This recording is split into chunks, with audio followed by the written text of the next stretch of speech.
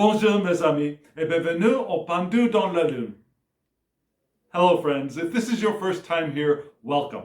Thank you for coming. I'm pleased to meet you. If you've been here before, thank you for returning. I'm truly honored.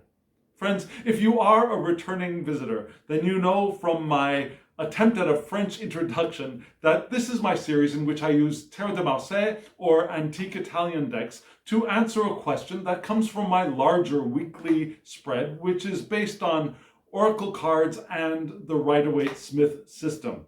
So, I've already done my weekly spread. And if you want to go see that, I'll put a card above here for you to click on to jump right over to there. But this week's spread was basically focused on the importance of emotions to living an intentional life. Yeah? The importance of emotions and how those emotions both fuel our manifestations and indications of how well we're moving with our intention. And also the idea of our emotions being perhaps an important element for our transformation into becoming the people who receive the manifestations we've placed on our powerful current of intention. So that was basically the outline of that larger spread. But in that spread, at the very end, one question was what needs to change, and what needed to change was our defensiveness. Yeah? Our need to protect ourselves needs to change. So the question that I pulled for this week was, what can help us move past defensiveness and protectiveness? Yeah? What can help us move past defensiveness and protectiveness? So that was the question. And let me show you both the question in printed form. It's a little bit long, yeah? And also the cards that I drew from the deck. Here they are.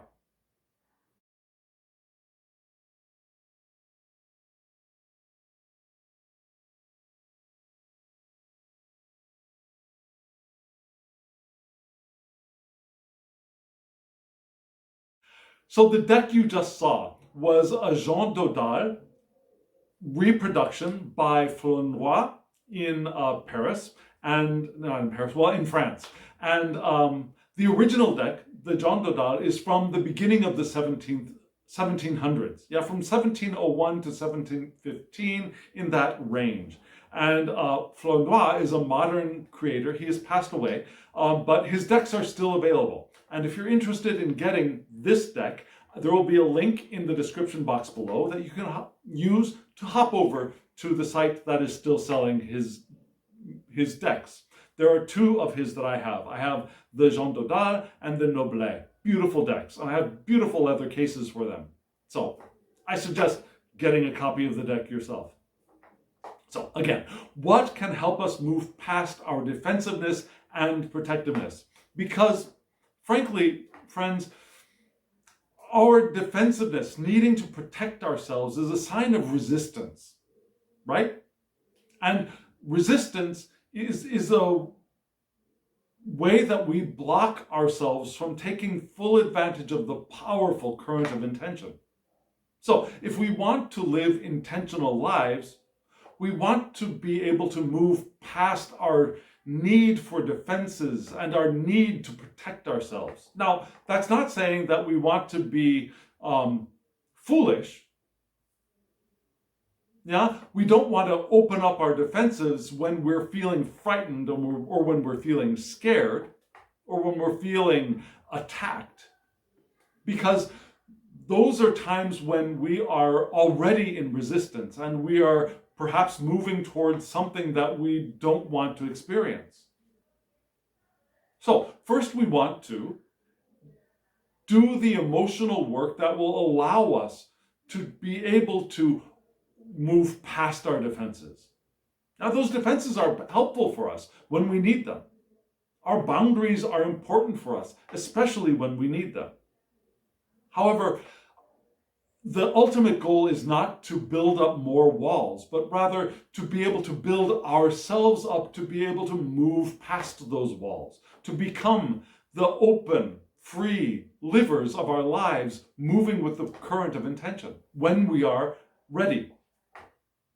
So, what can help us? We had 3 cards.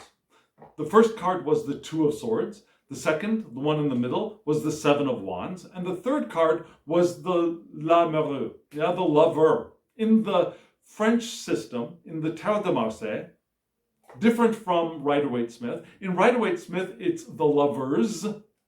In Tarot de Marseille, it's the lover, a singular. And on that, well, we'll get to that card in just a moment. Let's start off with the 2 of Swords, because I think that is the entry point to this spread, considering this question. So, the 2 of Swords, what do we see? We see 2 swords curved, and a beautiful, large, decorative flower blossoming in the center. And for some people, they see this card as 2 swords being in conflict. Not for me. Now, for me, 2 is a number of balance. It's a number of equilibrium. It's a number of getting along, you might say. So, for me, it's a card of development, developing insights, developing thoughts, to move into the 3 where those thoughts break out from the confines of our minds into the world and into action, perhaps. So for the 2, for me, it's the development phase. It's the development, clarification of our ideas, perhaps. Doing research could be part of the 2 of Swords. Gathering information as well. Now, doing research, gathering information, clarifying our thoughts. From that incipient ace, that first idea. After that, before the 3, where we take those thoughts and we start doing with them, moving with them, perhaps. It's that incubation and clarification and development phase for me. So that can certainly help. Yeah? While we're in our barricade, behind the barricades, behind our fortresses, we can develop our thoughts, develop our insights, sure. But there's another meaning for this card that I will sometimes lean into. Yeah? It can also be the card of daydreams, the card of imagination for me. In the Rider-Waite-Smith deck, those ideas are often linked to the 7 of Cups for me. But in Tarot de Marseille, that's more of a 2 of Swords card. So, one way for us to move beyond our borders, our boundaries, our defenses, our protectiveness, is first to imagine. Imagine the life we want to live, to daydream those wonderful things that we have intended for ourselves and that we continue to intend for ourselves. Now, that ability to imagine and daydream is a beautiful ability and one that helps us to elevate our emotions. Do you notice that for yourself? That when you're daydreaming, when you're envisioning what life you could move towards, what experiences you want to have, what relationships you want to have, or the way you want the relationship you are in to develop. What job, what do you want to work at? What creative enterprise do you want to engage in? What do you want to do with your body? Do you want to dance? Do you want to explore things? Do you want to do yoga? Yeah? Now, it's not the actual activities we're talking about, but the imagining of them, the daydreaming of them. And if you do daydream them, have you noticed that your emotional level rises, that you become more open? And I think that's probably the first step to moving past our boundaries, is to be able to do the work of raising our emotional level. And one way to raise our emotional level is to envision and imagine where we're going, the life we want to lead. And then, as we raise our emotional level, as we enter the realm of hopefulness and expectation, perhaps, Then we have the Seven of Wands. Now for me, sevens are moving out into community.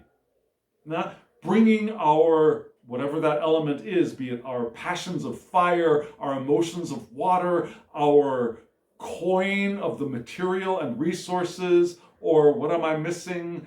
The swords, our thoughts. Our thoughts, we were just talking about swords, our thoughts and our communication out into the world. Now, for me, the Seven of Wands can be inspiring action and inspired action.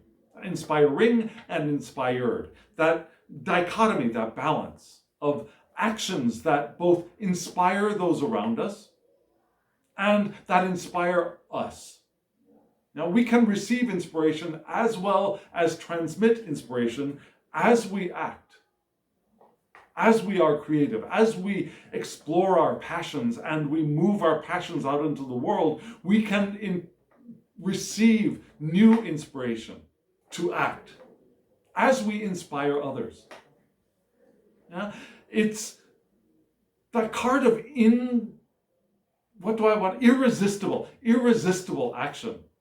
Now, something that you can't help from doing because you just gotta. Have you ever felt that? Have you ever felt that there's something that you just have to do because you're so excited about the possibility of what will be as you do that action, as you perform that action, as you do the creativity, as you do the actions out in the world, as you express your passions? Have you felt that? And can you see how that could move from the Two of Swords, where we've done the imagining, we've done the daydreaming, and we've lifted ourselves emotionally, and then we start feeling that irresistible desire to act into the world, act in the world. It's the blossoming of service to others, to our communities, whatever that community might be. It could be our families, it could be our friends, it could be the larger society, it could be the community of our school, the community of our workplace. Yeah, it could be doing volunteer work.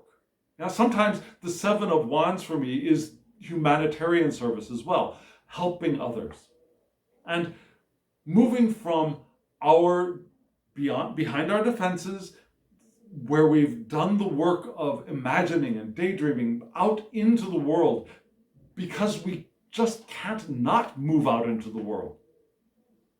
And using that inspiration in the service of others can be that next step of moving past our boundaries, past our protectiveness.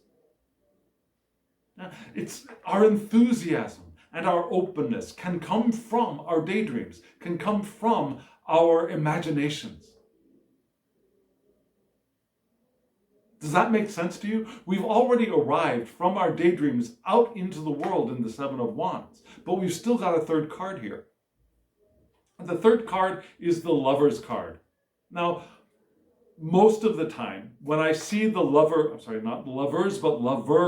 l'amoureux, when I see the lover card in Tarot de Marseille, I think of choices, the need to decide. What do we see? We see one figure in the center of two other figures with a cupid above, bow and arrow poised, ready to shoot. Yeah, this arrow of love. But the figure in the center has to choose between one or the other. And usually in this card, what I see is one person looking at the card to the left, being the one with wealth and status, wearing a crown or laurels. And then the figure to the right being the one of more youth and beauty. Not that the one on the left is old, perhaps by chance, is necessarily old, but the one on the right is more the youthful, beautiful one, the one of beautiful heart and appearance. The one on the left is more of nobility and wealth and stature, and position. So the choice between these two doesn't preclude that the one of beauty is not necessarily poor. The one of wealth is not necessarily poor in appearance. Yeah? But those are two possible directions that this person in the center could go. So it's the card of making a choice. But there are other meanings for this card. And I think rather than making a choice in this position, in this spread of three, I think it's more of our emotional life. Now, once we've gotten out in the world, once we've gotten past our defenses and the need to protect ourselves, we still want to pay attention to our emotional life. Because when our emotional life goes awry, goes askew, then we want to, and often for good reason, dart back behind defenses and protectiveness. And it's our emotional journey that's so important in living the intentional life. So we want to maintain as much as possible our emotional life of pleasure and joy. We want to be the ones who love what we are doing. Yeah? Moving from the Seven of Wands, of the irresistible action, to loving what we are doing. That could also be the l'amoureux, the lover. Also, the need to disengage from past influences. Now, the past influences that got us stuck behind our barricades, behind our defensiveness. We want to be able to move past those. Instead of lugging them forward with us for the rest of our lives, we want to be able to set them aside. Take what we've learned from them, certainly. But let that baggage rest in the past and disappear with the past as we move into the ever-present now. Disengaging ourselves from those wounds, from the trauma. Not repressing it, not pretending it didn't happen, but allowing ourselves to disengage from it. Can you see the difference there? And once we are able to disengage and are able to move forward with it, then we're also able to continue moving forward without having to dart back behind our castle walls. The Lover card is also the card of friendships, learning the joy of living. Now that's another meaning that I've seen in other places, and I think that is the meaning we want to focus on in this three-card spread. Yeah? The joy of living, remembering the joy of living at every moment. And it's okay that we'll forget it from time to time. That's part of living our lives, isn't it? We'll forget. We'll get so wrapped up in the activities that we're noticing around us, instead of breathing and staying centered and present in the moment and accepting of what is, we sometimes get ourselves distracted by things. And the things take our attention more than the experience of ourselves in the middle of the physical world. And so we'll sometimes fall back behind our walls. There will be times when we'll want to protect ourselves again, need to protect ourselves again, certainly. But now we've got perhaps a process of moving past that protectiveness, moving past that defensiveness. And one way to do it is to begin again with imagination, daydreams, doing the work inside of our defensiveness instead of focusing on what drove us back behind our walls. Yeah? Doing the work of healing within our castle walls, within our defenses, and then moving into daydreaming, imagining where we're going to be moving from here, until we cannot resist moving beyond our castle walls and doing in the world and experiencing in the world, and perhaps sharing our passion with those around us, and it's finding ourselves being inspired by our own actions.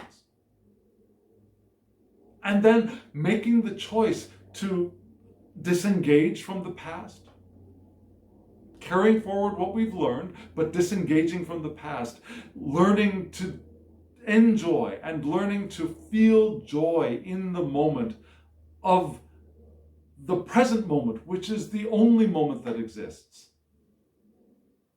Learning to feel the joy and the pleasure of the abundance that is this universal physical experience that we are engaged in these physical bodies, in this physical universe. We came here to love. We came here to enjoy. We came here to experience well-being and the abundance of this physical manifestation as we co-create our bodies, as we co-create the experiences that we've placed on the powerful current of our intention. And we can do that without defenses. We can do that without protection. If we're ready, when we're ready. And now we've got a little bit of a process to perhaps get us back out there, past our defenses, past our protection. Does that make sense to you? Can you dream that process into existence? Friends, if this makes sense to you, if it doesn't, I'd love to hear from you in the comments below. Let me know. What do you think? Does this spread make sense to you? And friends, hit the like button if you've got something out of this. Subscribe to my channel if you haven't subscribed, and hit the alarm bell so you get notifications of when I upload videos. Share this on any platform that you want to. I'd love to see this go out into the world. And also comment below. I really would love to hear from you. And if you're interested in a reading for yourself, I'll put a link to my Instagram so you can hop over and send me a direct message saying I'd like a private reading, and we can work something out. So friends, now, as always, I wish you love, joy, well-being, and pure awareness. Thank you.